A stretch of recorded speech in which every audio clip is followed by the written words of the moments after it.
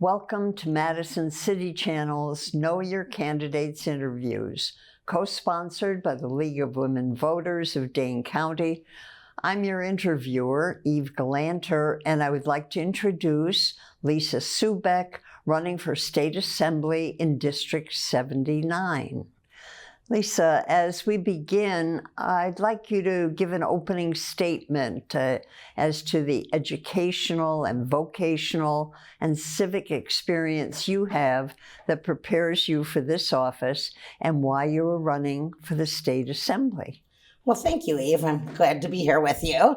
So I've actually been in the State Assembly for 12 years now, and I'm running for re-election. Prior to that, I did serve also on the Madison City Council for 4 years.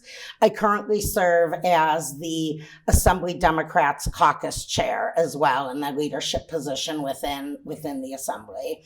Prior to my time in the legislature, I actually began my career in early childhood education. I taught preschool, and I worked for the Head Start and Early Head Start programs. Also worked in social services, particularly focused on homelessness and housing. And it was really sort of during that time I worked for Head Start and then working for the YWCA and homelessness and housing that I became really interested in public policy, because I saw how so many of the policies that affected the families and young women that I was working with and the children I was working with really were broken. And I could help folks navigate a broken system, but at the end of the day, it was still broken. So I became very interested in public policy, worked in particularly women's health policy, and then eventually decided that it was time I should be on the other side of the table, that I was spending a lot of time talking to decision makers who had a different set of experiences than I did, and that my voice would be valuable on the other side of the table. I was very active in my community and decided to run for office. At the end of all of that, it answered my mother's question about what do you do with a psychology degree? And I've now figured out what you do with that psychology degree. Well, how would you like to see the state utilize the current budget surplus? Sure. So I'm a little worried that the budget surplus is, I don't want to say an illusion, but isn't going to be there, even if we don't spend it, so to speak. I'm looking ahead to the next budget and knowing that the actions taken by the federal government, Donald Trump's, big ugly bill or whatever he chooses to call it, has really left some holes in our state budget going forward. So while I understand the desire to spend down a surplus that we have, I'm also looking ahead to the next budget and seeing that we are projected to have a structural deficit. And I don't want us to do anything that puts us in that position. The cuts in the Trump administration to Medicaid alone are too big for the state to fill. And then you start looking at cuts to food share, cuts to other programs, and the dramatic impact that's going to have on folks in our state. And I would like us to take just a little bit of a conservative approach and really look at that surplus in the context of the next budget, rather than trying to hurry during this lame duck period to do something now. Okay. What guardrails, if any, would you support to protect our environment and health, property values, and household budgets from large projects such as hyperscale data centers and CAFOs, concentrated agricultural feeding operations? What is your thought? Sure. So we've been working for a number of years, particularly around the issue of CAFOs and addressing, and we saw people coming in with black drinking water. It's really gross. And as a direct result of the impact CAFOs were having on their family farms and their homes. And so we have been working for a number of years to try to put regulations in place to protect everybody who lives around a CAFO, but also to really sort of dial back and say, look, we value our family farms and we need to support our family farms. And certainly these CAFOs, beyond the impact on the environment, are also pushing out the family farmer. As far as data centers go, this is a newer phenomenon, and I feel like we have just begun our work on this, but it is so important. Data centers come into communities and use outsized amounts of our water supply and outsized amounts of our energy and electricity. And so we have offered a bill in the state assembly that would put a whole package of regulations in place that would better regulate what happens if a data center comes in. Things like requiring that it not be drawing from the water source, that it continue to use, and I'm going to forget the word for it now, but essentially a recirculated water source so it doesn't continue to draw more and more water. Putting protections in place for consumers so that you as the average homeowner doesn't have to pay the cost of the outsized energy needs and the drain on our grid that those data centers are causing. Looking at land use and how we, both at the state level, but even at our local levels, need to look at our zoning and how the land use fits in with these data centers. There's a lot we don't know. We do know that artificial intelligence is changing the landscape, and folks are using it. Even those of us who have concerns about the impact of data centers are using the tools that draw on those data centers. So we need to figure out how is it that we best regulate them. I think we have a good package of regulations. A couple of my colleagues, Representative Angela Stroud and Senator Jody Habush-Sinegan, really led the charge on it. And I think we have something that we could pass next session. If Democrats are in control, we could pass legislation that would regulate data centers in a really smart way that protects our environment and protects our communities. Well, what, if anything, should the state legislature do to improve election processes and safeguard election integrity? Yeah, there is so much we need to do. And I've, sat in the legislature I was in the legislature during the Scott Walker era when Scott Walker was our governor and Republicans held majorities in both houses, and saw how they dialed back so many of the good things we did around elections.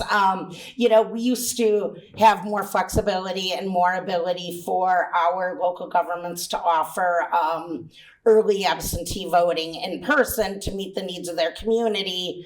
New restrictions were placed on that. So we still have early absentee voting, but it's much more restrictive.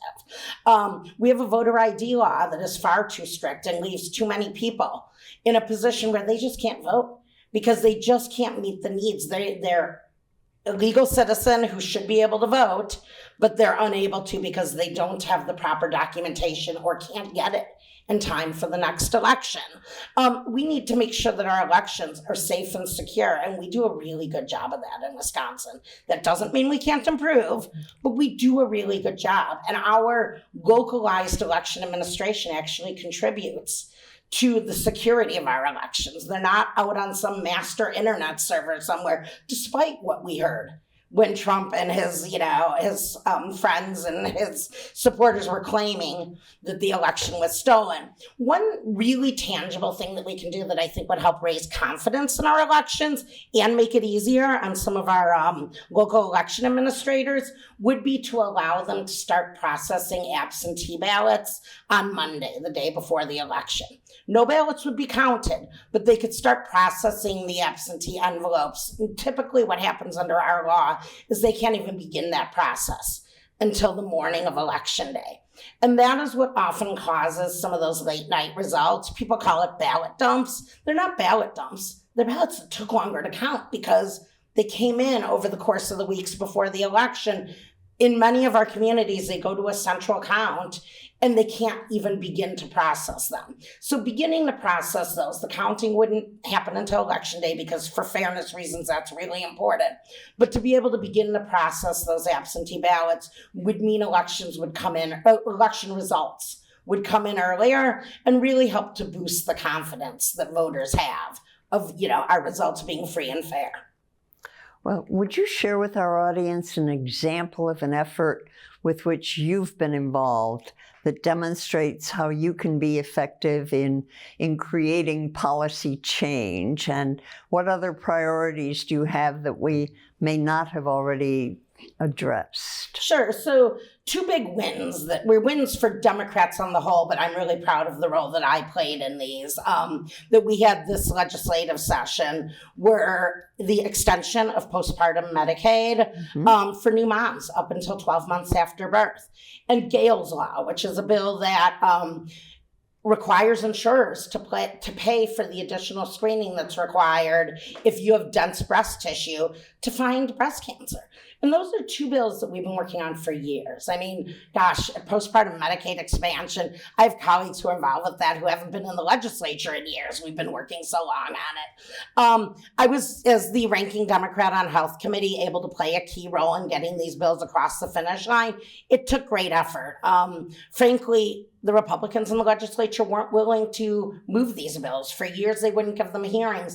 And it was through our work in the legislature, along with the organizing work and the contact that folks in communities were making with their legislators, that helped us really keep the pressure on to get them across the finish line.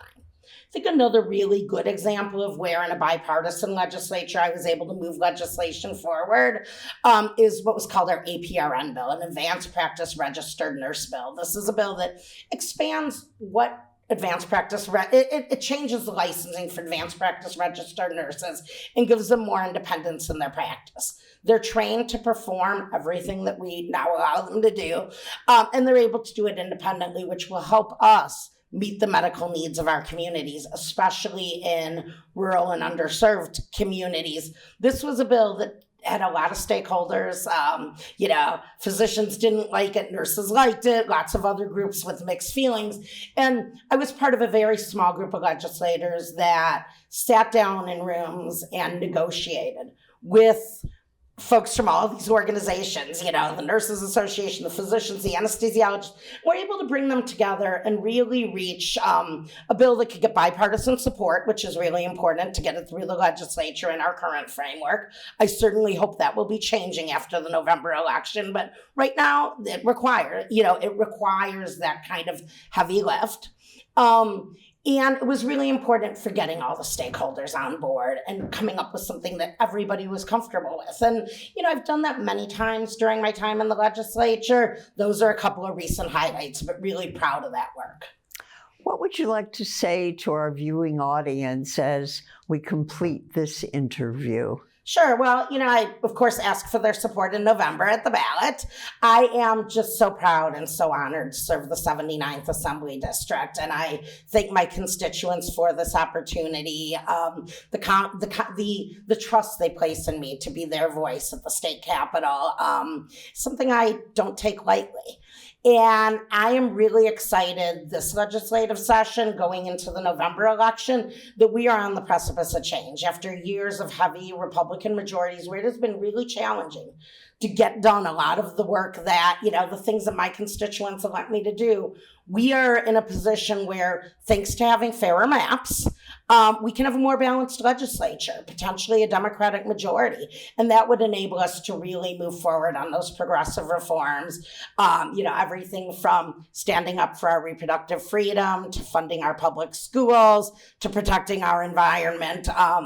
This session could be a game changer, and I'm really excited about what lies ahead. Well, I want to thank Lisa Subeck for speaking with us and thank the viewing audience for taking the time to know your candidates. I want to remind everyone the general election is Tuesday, November 3rd. Every election is important. Please vote. On behalf of Madison City Channel and the League of Women Voters of Dane County, I thank you for joining us.